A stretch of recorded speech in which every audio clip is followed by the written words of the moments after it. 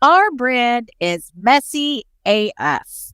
And so you might be wondering how we actually help successful millionaires. What we do, they're our clients.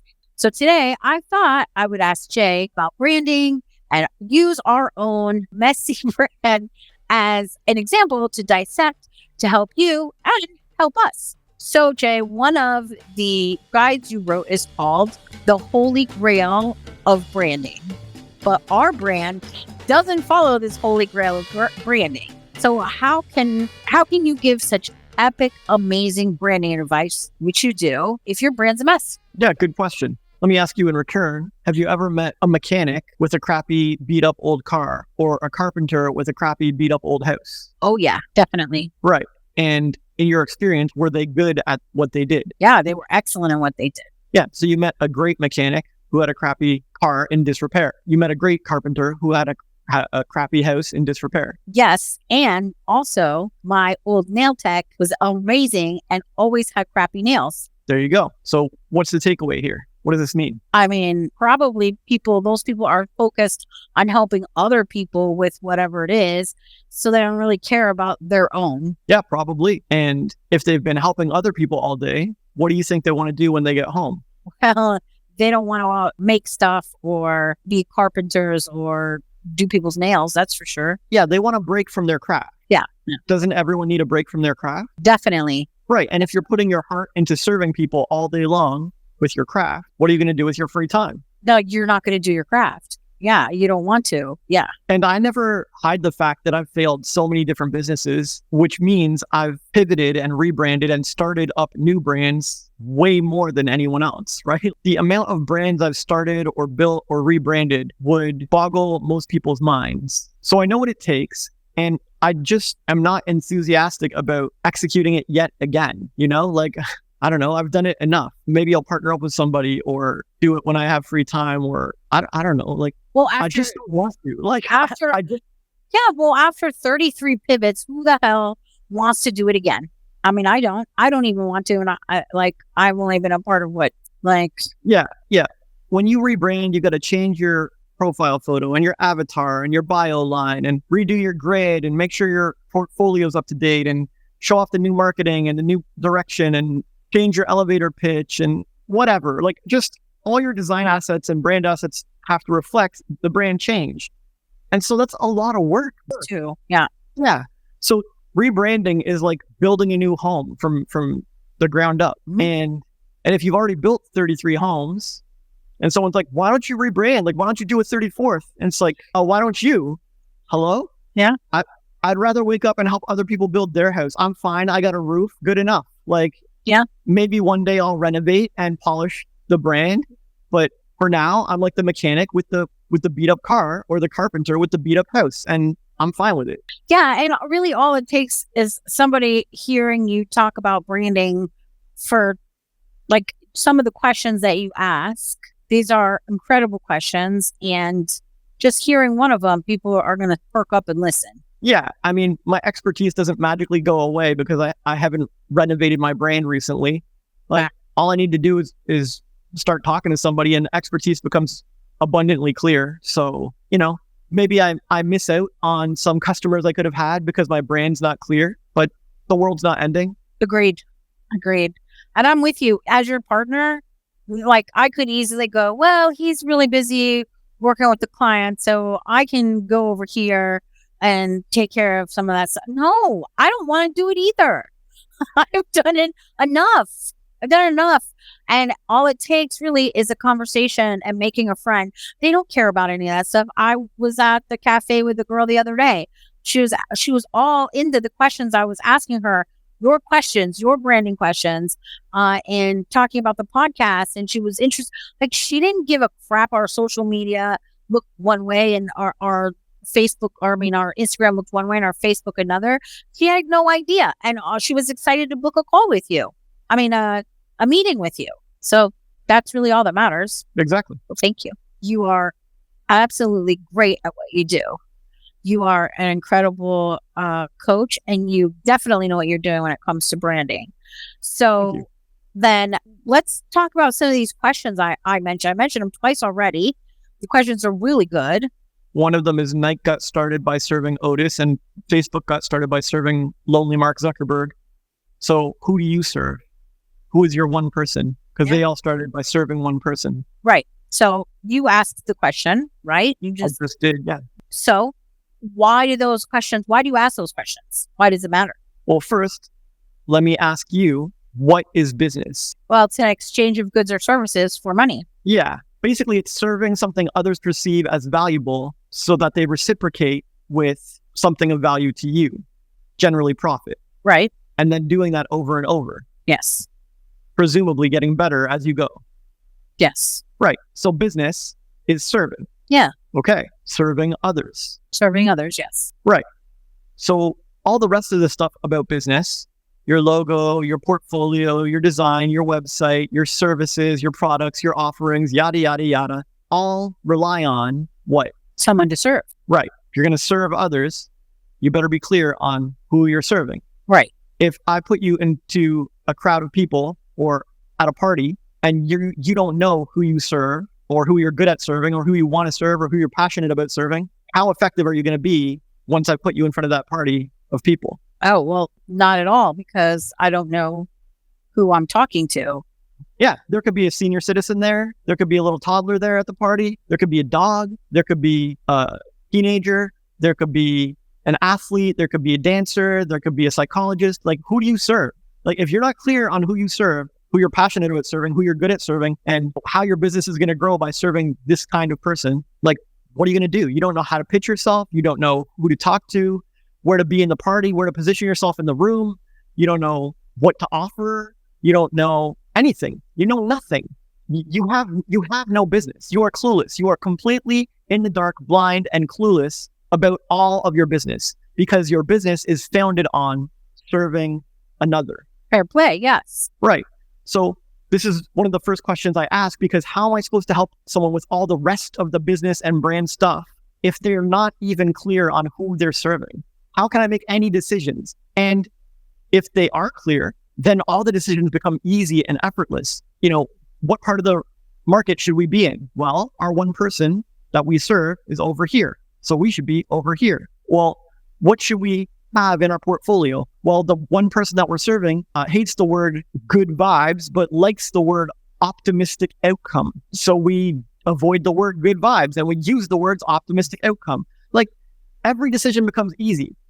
What should we put in our memes? What should we put in our captions? What kind of copy should we have? Should we be on the web or should we be on social? Well, where does your one person go? Like, everything becomes so easy and effortless when you're clear on who you serve and when you orient and align yourself with that person.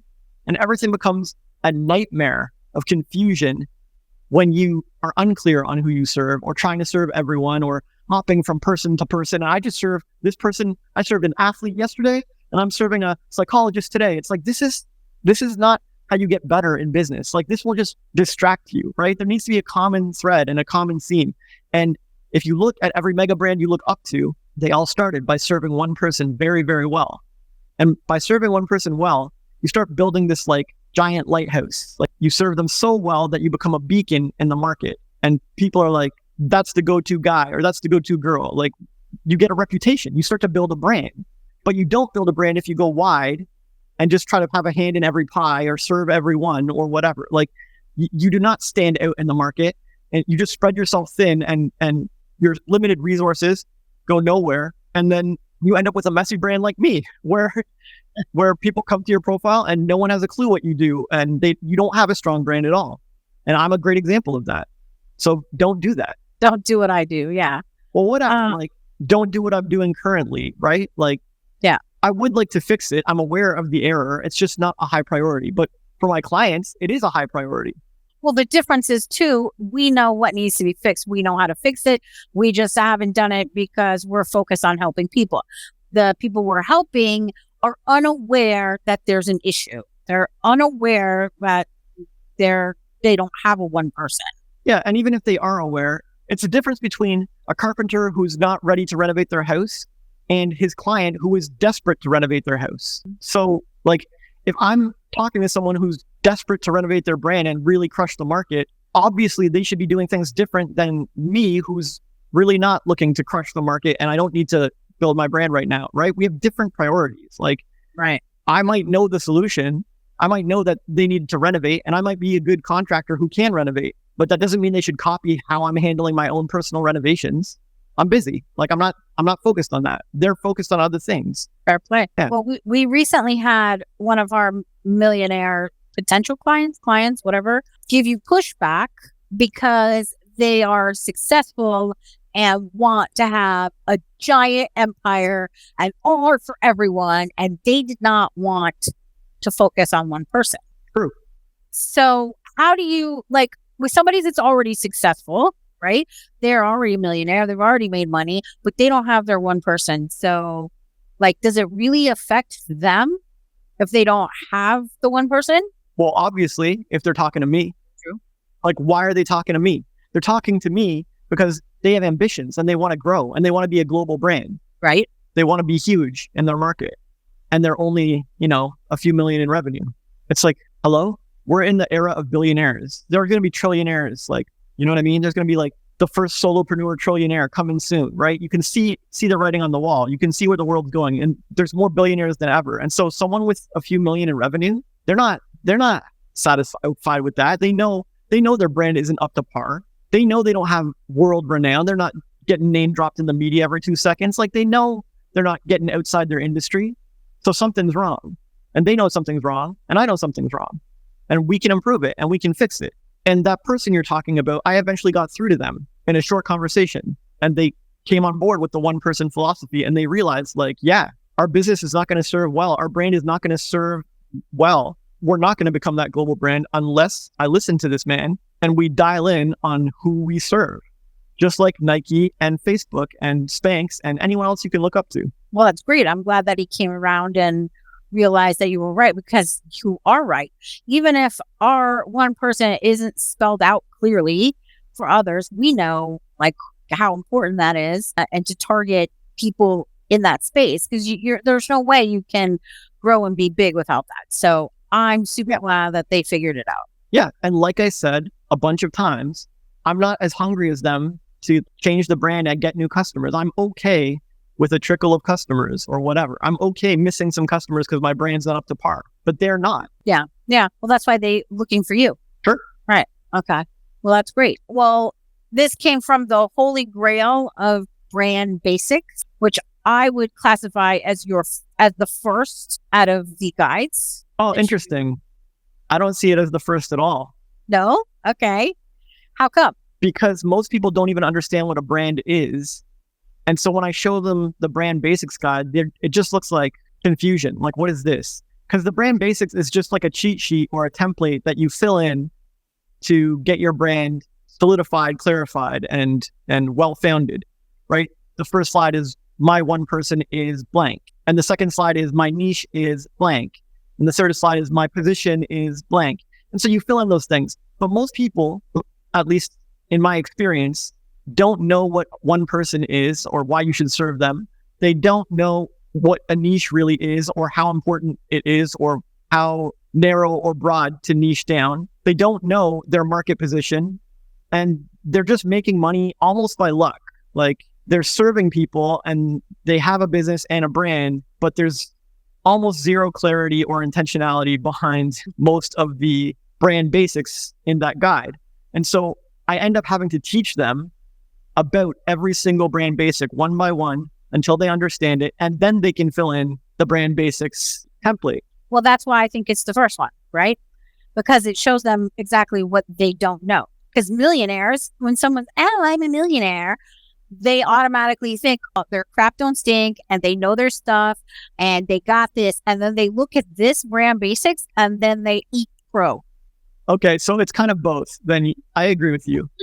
It's like, it's kind of the first one because you show it to them and their brain explodes and they're like, I can't answer any of these questions and I'm not clear on my niche or my position or my one person. So then it's immediately dismissed and put aside. So then now it's not the first one and it becomes the last one because I have to teach them a whole bunch of stuff in the other guides and then we come back to it. So yes.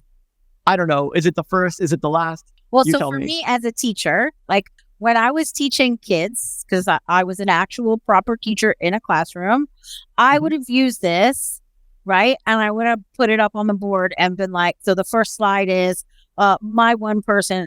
I will attempt to show the class. So my one person is, and then it has a little blank. I would put this on the board and let people raise their hand and ask questions and see like if they can answer, because you give some. Nike started by helping Otis. Zuckerberg started by helping himself. Identifier or title, dream outcome, secret unspoken thought, common objection, familiar lingo, biggest fear / challenge. To us, this is like our language, right? But to the children, right? The people who don't know, they're going, what? You know? And so that would be the opportunity to raise their hand.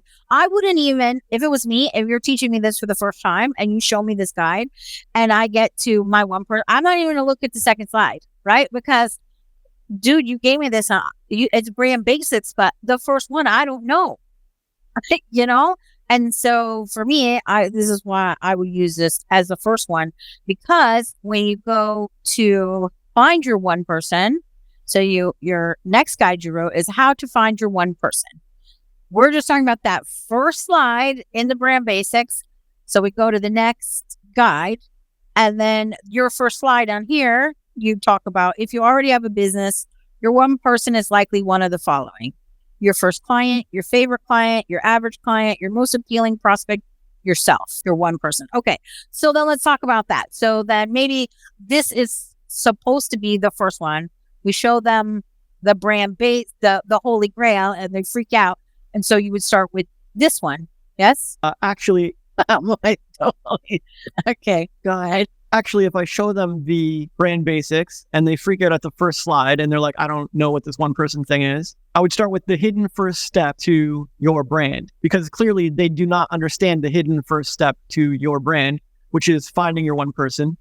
And so before I even teach them how to find their one person, I have to explain and define what a one person is and why it's important. So, Okay, so can you talk to us a little bit about the hidden first step of the brand that no one told us? And yeah, sorry, go ahead. well, we mostly covered it. The hidden first step to any brand is Right? getting clear on who you serve. Ideally, one real human being that you're able to serve and get to know intimately and learn about and create solutions for so well that they brag about you and they love you, and everyone else who's even remotely like them is on board.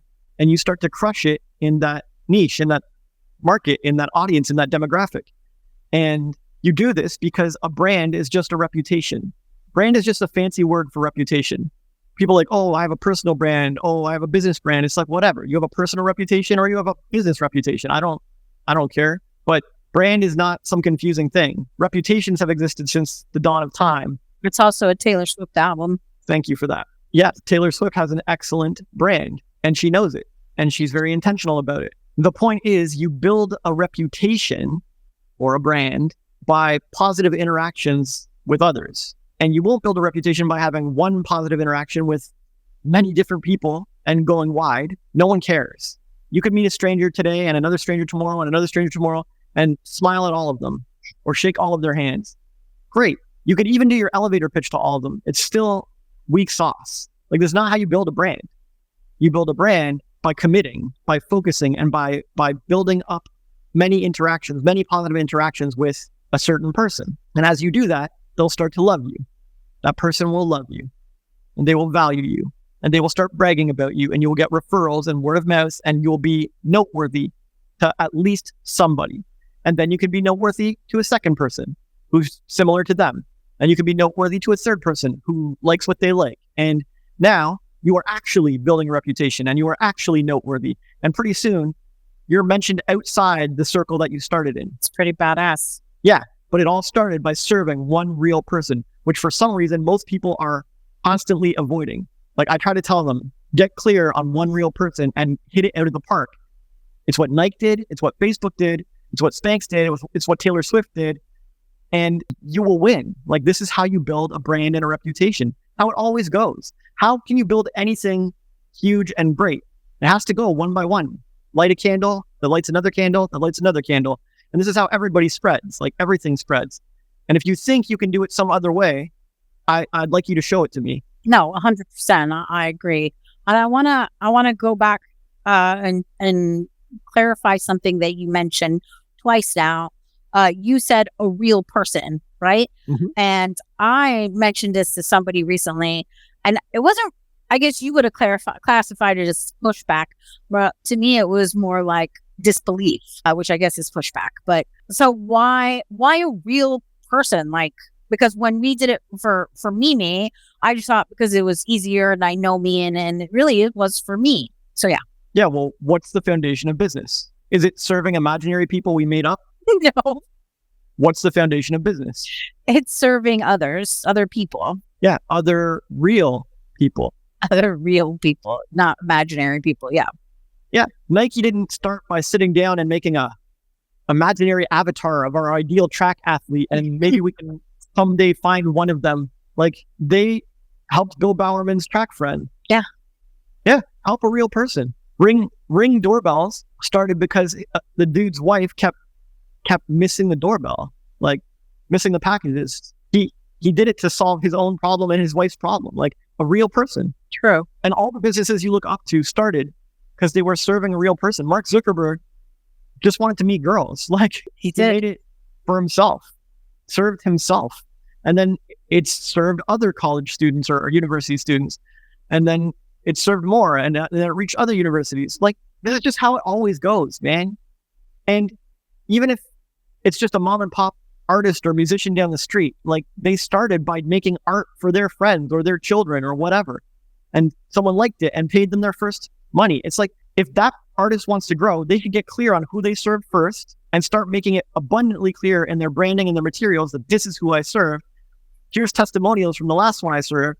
I'm going to look for new people to serve that are like that. I'm going to hang out where they hang out. Like, you just serve one real person and everything becomes easy. But if I say, this is my imaginary avatar, his name is Clive, he is a tech geek, ballerina, who rock climbs and is a half Samoan, half Indian mix, who works night shifts and is trans. Like, okay, now I have my customer avatar of who I'm serving, but this might not even be a real person. There might be one of these people in existence, right? But when you serve a real person, where there's one, there's more. Like, you can, like, when you serve a real person, it becomes clear who you're serving, and you can actually generate traction and sell something to them or get feedback from them or testimonials from them because they're real.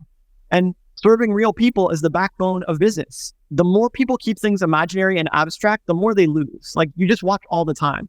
When you're up in your head, imagining like how your business is going to go, and I bet I'm going to help these people or serve those people, and this is who I think it is, and this is who I feel it is. Like, this is not business. Business is facts and reality. It's like tangible reality of tangible dollars flowing from real people that you have served. It's a very practical, pragmatic thing, business.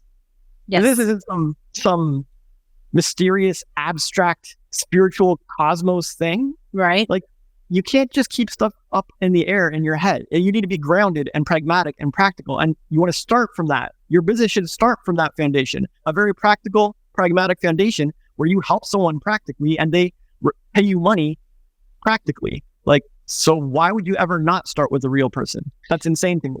That is amazing. Thank you so much. That is a clip. And I can't wait to share it with people, because a lot of people, when they are doing their research and they're working on their marketing and who should I reach out to, there's not one person to focus on. I had a meeting with someone recently, a lovely girl who has not had any targeted reach, right? And she's become frustrated. So when I mentioned the one person, and this lit her up, because she'd never thought of it. Like, really? Like, one person? And a lot of times this happens with people when they hear about it. Like, it makes total sense, because once you can answer this, the rest of the things follow. And so one of the other guides you wrote is called the How to Find Your One Person. So now we know we need a real person.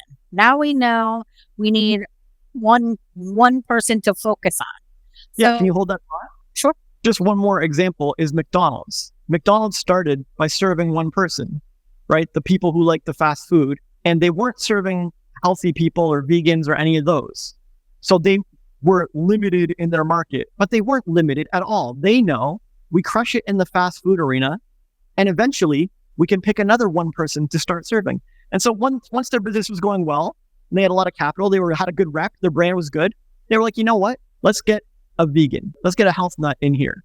And they picked a health nut, and they served that person until that person was happy, right? Yeah, there was a time McDonald's had healthy choices. Yes. Yeah, they still do. They still have salads and stuff, wraps. And you could say, oh, they had focus groups and they had many different people, yada, yada, yada. But it doesn't matter because McDonald's is smart and they know all that matters is how many real people came through the door and how many real people bought our wraps and how many real people. So like they weren't confused about this. They know we need to serve real human beings. And it doesn't matter what our R&D department thinks or what our food research thinks or our focus groups think. Like none of that matters. The only thing that matters is did we pragmatically and practically serve a real person today? And then another one, and then 2 more, and then 4 more, and then 8 more, and then whatever. So you can always reach out to other markets and serve other one persons, but it starts from one, and you should focus on one and don't bite off more than you can chew. It's interesting you say that because I don't know anywhere else in the world, but recently McDonald's has gone back to the original one person. They've removed all healthy things off their list. I went recently and asked, what's the healthiest thing on your menu? Their menu has become pared down and super small, where it used to be like for everyone. They decided we are not for everyone. We are for people who want fast, convenient, and semi-fresh. They don't care about the health anymore. And when I asked, they said, the guy behind the thing said, well, I don't know. And so I'm just, curious. So I asked the manager and she said, oh, the fillet of fish. And I said, but that's fried. But that's the healthiest thing on our menu. And I asked, when did this happen? And they said during COVID, nobody cared about any of that stuff. They only cared about the basic menu they have now. Only outliers like me who wanted a salad once a year. So it's interesting that you say that. You can start with one person and you can go to other people, just like you said, or you could go and find out, it's not quite working for us. Let's go back to our one person. And so it looks like that, at least here, that's what they've done. So that's pretty cool. Thank you. Yeah, my pleasure. Good point. You're amazing. You're really good at this. Okay, we could literally talk about this for hours, you guys, 4 hours, but we don't have hours. So I want to really ask you, because your next guide, I'll put it up again. You don't have to do it because we interrupted for your last thing. How to find your one person, right? So we know need a one person. We agreeing with you. We got this, but how do we find it? Yeah, super common question. Well, I spend a while teaching someone how important the one person is. They finally agree. And then, of course, their immediate question is, okay, super, super important. How do I find mine? Yeah. It makes sense. And it's fine. Like, finding your one person is kind of like finding your life purpose. There's no like prescription for it, Everyone finds their purpose in a different way. And everyone finds their one person in a different way. But there are common approaches that can help it go fast. For example, if you're an existing business that is doing a few million or whatever, and you want to grow and you haven't gotten clear on your one person, you're probably already serving them, right? They're probably somewhere in your customer base because you've built a decent business somehow. So you're not clear on who it is, but you have managed to serve them somehow and gotten money from them. So in that case, they're probably your favorite customer or your biggest customer or your average customer, who you usually serve, or they're your juiciest new prospect. Maybe they're not even a customer. They're just someone you have your sights set on and you would love to serve XYZ. Or maybe it's yourself. Maybe you started the business for yourself, or maybe it's your wife, like Ring Doorbell. And if it's a new business, a startup, and you don't really have those customers to search through, then it's probably someone you're passionate about, a tribe of people that you like to hang around, a hobby you're interested in. It's your first testimonials or your best testimonial or your aspirational client, your dream prospect, right? Or yourself. To me, ideally, this really should not be that complicated. There are 8 billion people on planet Earth. Businesses pop up every single day since the dawn of time. You really just find someone to serve and serve them. Half the time, it's just someone close by. Like, go help your neighbor, go help your landlord, go help your kids, go help your wife. Oh, all of a sudden, that's what your business can be based on. And that's your one person. And you'll find more people like them, just like them. Ring Doorbell started by helping his wife. But turns out there's a lot of wives who miss packages. And so, bam, they start blowing up because one wife tells another wife and tells another wife. And like, soon they have a huge reputation and a big brand. And now they're penetrating other markets and serving other people, all just based off of that one thing, right? Just by focusing on serving his wife. And so people like to make it complicated because then it gives them an excuse not to succeed at business, right? Most people are looking for an excuse not to succeed. Yeah, that's true. They will come up with any of them, all kinds of excuses. Yes. But to me, there's really no excuse for not serving humanity. Like, just serve somebody. Hello? You'll find your one person. And if you wake up every day and you don't serve someone, why are you in business? You shouldn't be in business. Fair play. Okay. So just to show people and for fun, doesn't mean we're going to change anything or do anything. Let's use our own brand as an example. Say I came to you and said, I want us to find a one person for the branding side of our business. Because we break another rule, by the way, just gotta put this out there. We break another rule because we have two businesses in one. We have our podcast, our newsletter, and our mental health coaching, and we have the brand side of the business and the branding coaching. So our podcast side has a one person, but our branding side does not. So let's play. Let's create a one person for fun on the podcast. Sure. But just so we're clear, to me, those two things are the same because I approach branding from a mindset perspective. Like, everything I'm teaching here isn't what normal branding coaches teach. And no, I know. And everything I'm teaching here is about mindset. It's about your approach to life and business and serving and others and purpose and niches and positioning. And so to me, it's all mental health stuff. And most people are unhealthy mentally about this topic. They have an unhealthy mindset towards business and branding. And so to me, this is just one more mental health thing that I can help people with, even if it looks like two different things. Well, the reason why, I guess, for me, it's easier to put them into two different categories while I'm putting love into our business. That way I have easier focus. So, sure. But you are correct. The branding and business side is 100% mindset and mental health, because this is where we come from. We talk about the way we talk to ourselves, about to each other, blah, blah, blah, all that stuff. So thank you for clarifying and so people understand. So then who's your one person for fun, for our business? Sure. So I call my one person Evans because Evan was the first major client I helped. And he was my favorite for a long time. And I always wanted more people similar to him. Yes. Right. And I've gotten that.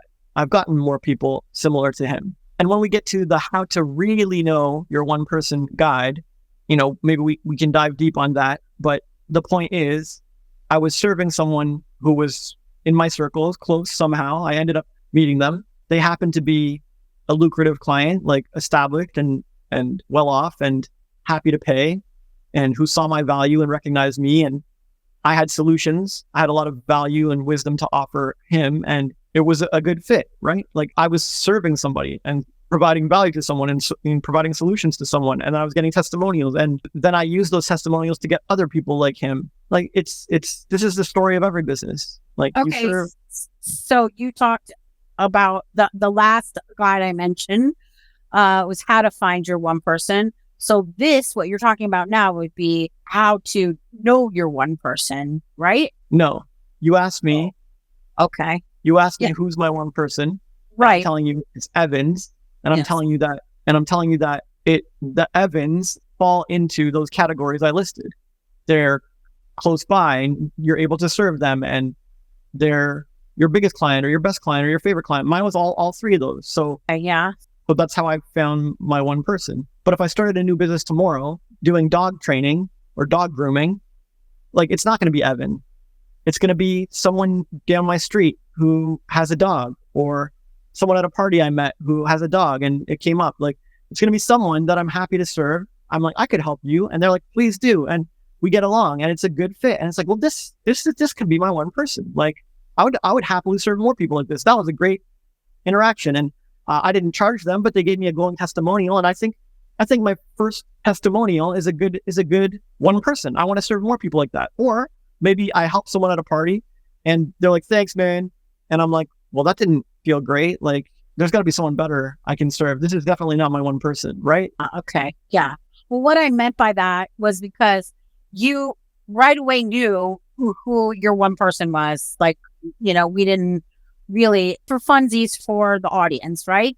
So you knew who it was. You had a name, you had a reason, you had on your list in the guide. I'm going to link all the guides in the description for everyone who's watching. And like, what guides? Don't worry, they'll be there. And so it seemed like, you knew where to find them. You knew how to find them. So that's why I thought, well, as you continue to talk about him, then that kind of goes into the next guide of how to really know your one person. Because once you decide and you know who they are, then it's learning more about them, personal things, because you want to be able to pretty much read their mind. Yeah. And presumably you want to serve them. Well, yeah, to serve them. Yes. Right. So if I take you to a party and you're like, my one person is cheerleaders and I make cheerleader skirts or something. Right. And there's a bunch of cheerleaders at the party. Great. Seems like a perfect thing for you. But if you don't know those cheerleaders very well, or even the one cheerleader, like let's say the head cheerleader, her name is Laura. And so you decided that Laura's are your one person, head cheerleaders across the globe. You're like, I'm going to serve them. And especially this one, Laura, she's a friend of a friend and I'm really excited to help. I heard her complaining about skirts the other day or something. And so you're going to help her. When you go to the party, it's the first time you're meeting her and you're like, I make skirts for cheerleaders. And she's like, oh, that's interesting. I am one. And then you start making your pitch and you say, they're durable and they're easy to clean and all this stuff, yada, yada, yada. It's way more comfortable. And you're just bragging about all of your awesomeness of the skirt. And she's smiling and nodding and everything seems okay. And she's like, oh, we should keep in touch. And then you guys go away from the party and she never contacts you again. And you try to follow up and she like brushes you off. Why did this happen? Why were you unable to serve Laura? You found your one person, you're happy to serve them. Well, he never admits this out loud because it's a secret fear, but she only likes skirts with the shorts underneath. And she doesn't like them too short either. Right. She's very sensitive to these kind of things. Mm-hmm. And you didn't mention that in your pitch. And so maybe your skirts are too short for her, or maybe they don't have the shorts underneath, or maybe you do. You have the shorts underneath and they're the right length, but she still won't contact you because you were bragging about all the other stuff and you didn't make what's important to Laura front and center. You should have opened with, I have the best skirts, they have the shorts, and they're the best length. Like if you said that, she wouldn't have cared about all the other stuff. I mean, you could tell her it's easy to clean afterwards, but you're speaking her language. I'd go a step further and say, I shouldn't have even mentioned skirts or shorts, period. Shouldn't have or should have? Should not have. Not in the first few minutes. I need to get to know her and let her talk to me about... You're talking about building rapport and making people feel understood. Yes, sir. Sure. That's also relevant, but not really the main issue here. Fair. If you can't build rapport and make people feel understood, that's a whole other business issue and you're screwed anyways.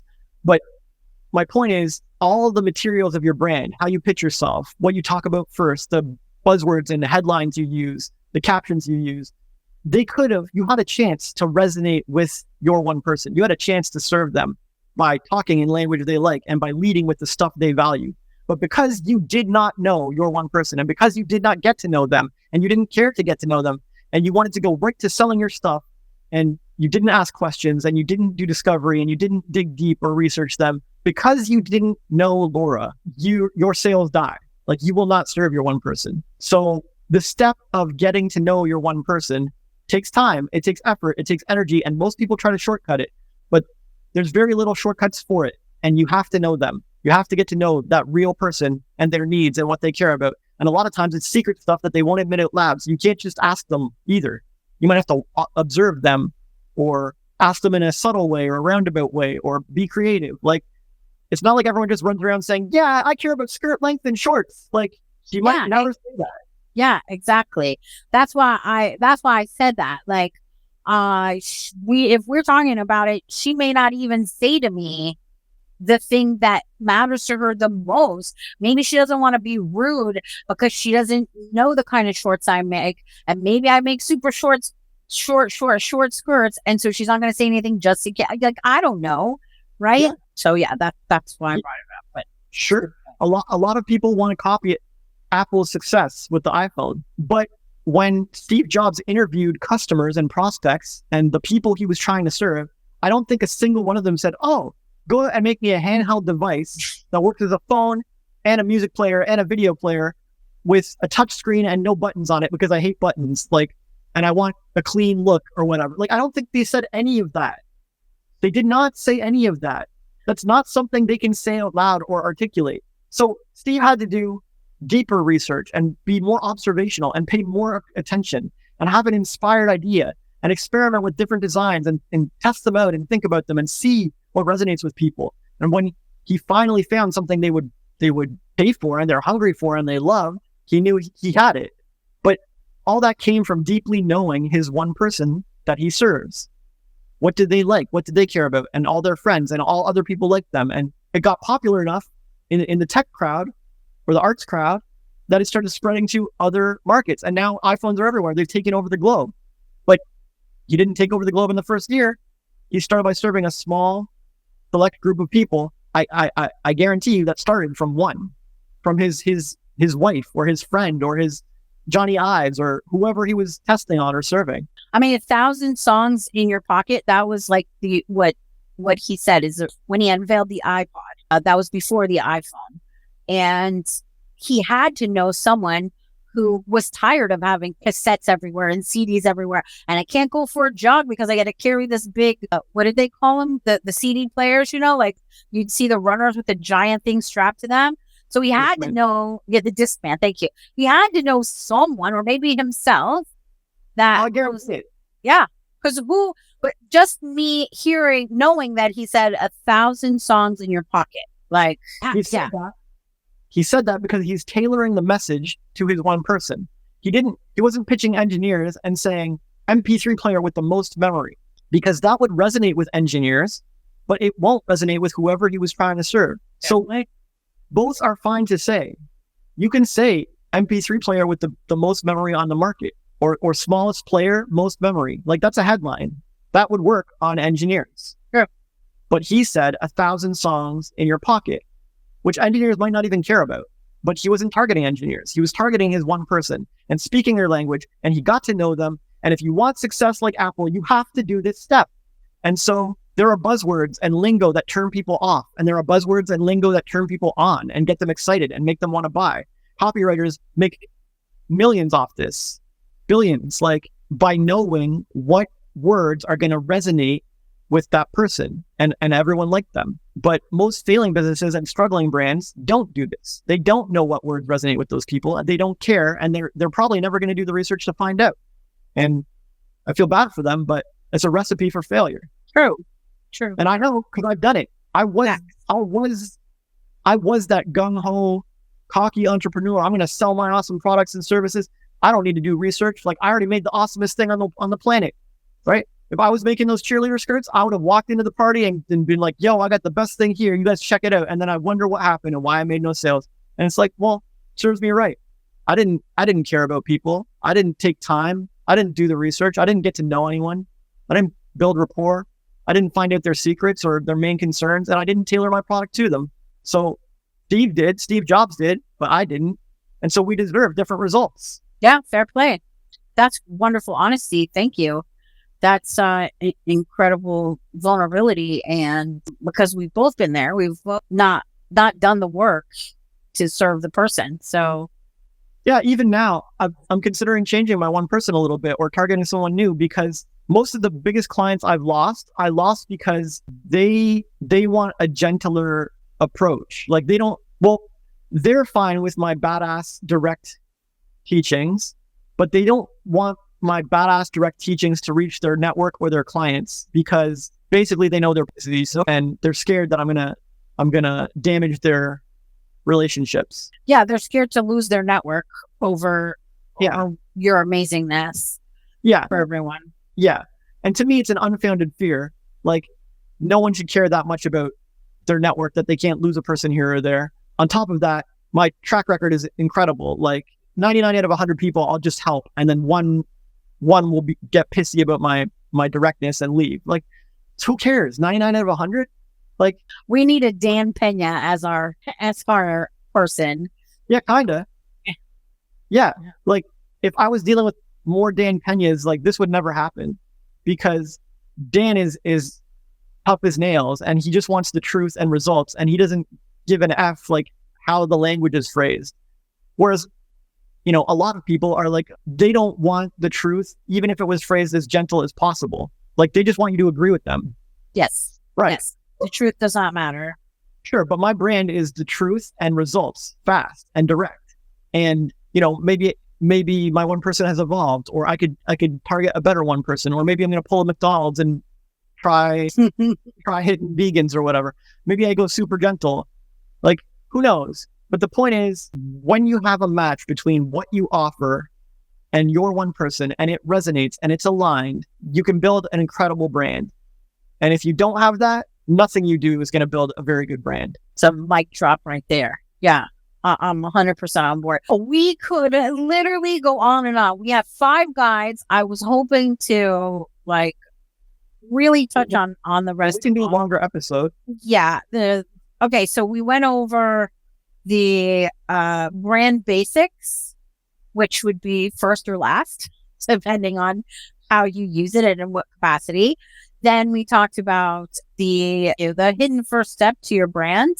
Then we talked about find your one person, a little bit about know your one person, not more, a little bit, know your one person. And so the last one is the niche guide, right? So if you go back to what I would consider the first one, the brand basics, the first slide is your one person. The second one is your niche, right? Mm-hmm. So we've already talked about our own niche, right? You even showed how we connect both sides of our business as one under mindset/mental health. So for the people out there who have a big niche and think that the bigger the niche, the easier it is to find clients. I've ran across potential clients who thought that having the bigger niche is better. So is bigger better in this area? Yeah, well, you tell me. Did Nike grow big by serving everyone and having a giant niche? Did they wake up and go, you know what? We help all athletes everywhere. That's our niche. All athletes. I mean, that's their niche now. Okay. Yeah, but no, of course not. They didn't get to all athletes. They started with track runners. Sure. And so that's a small niche. It was college track athletes in a local area in Portland or whatever, or Oregon, or I don't know. So why would one of the world's greatest companies start with such a small niche? That's a great question. Perhaps having a smaller niche is easier to make sales and fans than a bigger niche, even though people would think bigger niche, more people, smaller niche, less people. But really, it's about making the first sale. Yeah. And aren't many things in life that help us and that create great results counterintuitive? Yeah. Yeah. Yeah. Yeah, they are. Right. You want to go faster? Maybe slow down. Yeah. You want to go bigger? Maybe have a smaller niche. Okay. Fair play. Right. You want to have a better relationship? Maybe stop trying to be right. Okay. Right. Yeah. Things are counterintuitive. Like, a lot of things in life are counterintuitive. And when you discover them, you start to win. True. That's how you got out of homelessness, was by laying on a park bench. Yeah. By surrendering and stopping my productivity and stopping my hustling. Well, most people would say, oh, the homeless guy has to work harder and do more, hustle harder. But you said, screw all that. You threw your stuff down and you laid down on a park bench and won. Yeah, but it's counterintuitive. Right. Okay. Makes sense. People think, oh, I should avoid boredom forever. And I'm like, but boredom might lead you to the best inspiration and turn your life around. Counterintuitive. Fair Right. enough. Right. So why would Nike, this amazing global mega brand, do the counterintuitive thing of starting so small and focused on such a tiny niche? Because it's counterintuitive. And so they focus on a tiny niche so that they could grow a big brand. Exactly. Facebook started with just lonely, horny Mark Zuckerberg looking to meet girls. Yeah.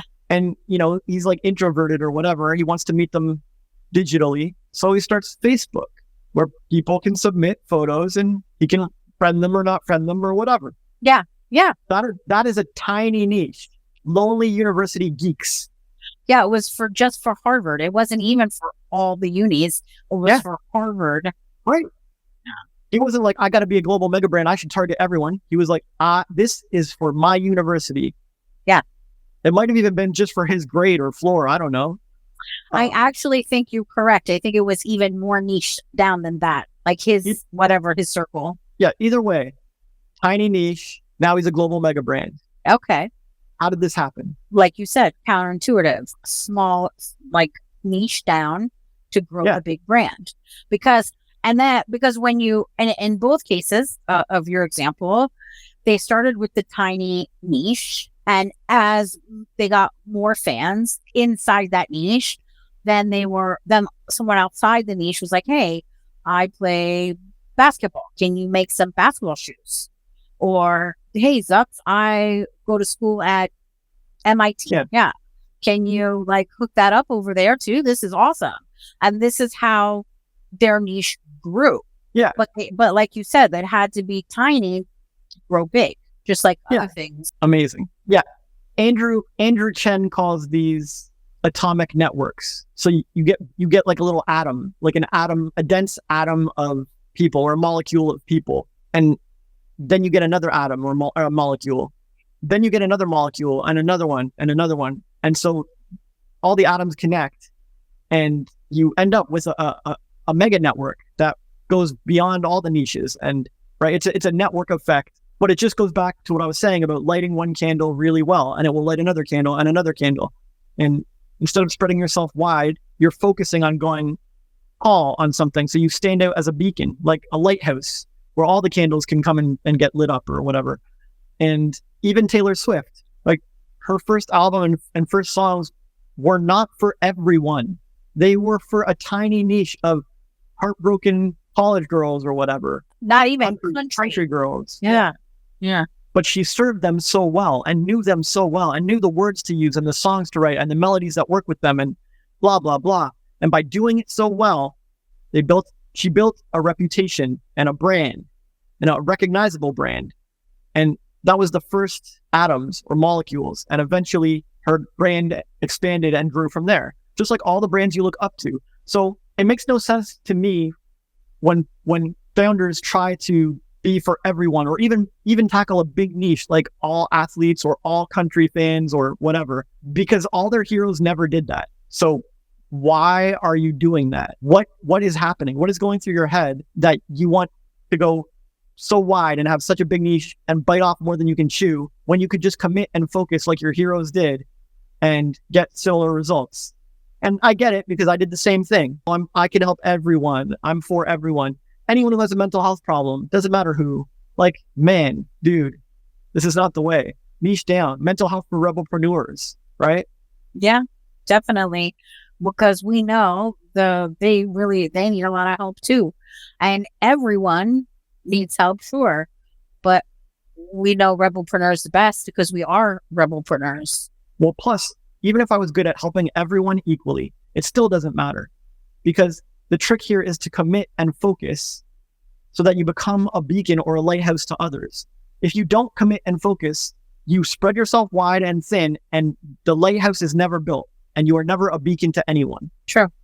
Very, very true. Well, this was very helpful. I normally push you guys to our newsletter, But this week, I really want to encourage you to read the guides. They're very short.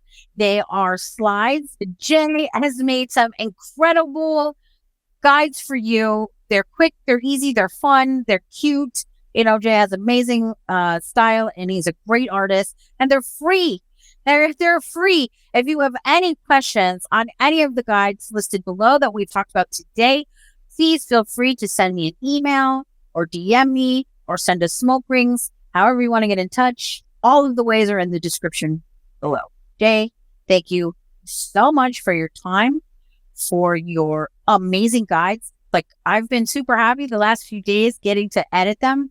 I always feel when I'm editing, I love that feeling of behind the scenes, and I get excited because I know how helpful this is going to be. And we have a huge library of content, and you have made amazing things to help people. And I am so excited to continue to share them with other people so they can get the help that you have given me and our amazing audience. So I just have one last question. Do you have any final thoughts that you would like to share with our incredible and wonderful audience? You are going to interact with countless people in your life and career, and those interactions are building your brand. Every like, every comment, every caption, every share, every click, every intro, every elevator pitch, every conversation is building your brand, your personal brand and your business brand. So treat them like they matter. Get clear on who you are, what you stand for, and who you serve, and broadcast those values clearly and strongly to as many people as you can. Turn your brand into a lighthouse, a beacon for all. It takes time. You have to start with the foundations. You can't rush it. You have to build it brick by brick. But eventually, everyone will be flocking to your light. You got this. I believe in you. And that's why our book and this podcast are called Eyes Wide Open. After today, you will understand why your one person matters, why your niche matters, and us not having the most perfect branding helps you have perfect branding. And so now you can go watch this video here called What Do Business, Mental Health, and Recipe Have in Common, to help you understand your business and branding on the deepest level possible, and to help you keep your eyes wide open. Keep rising.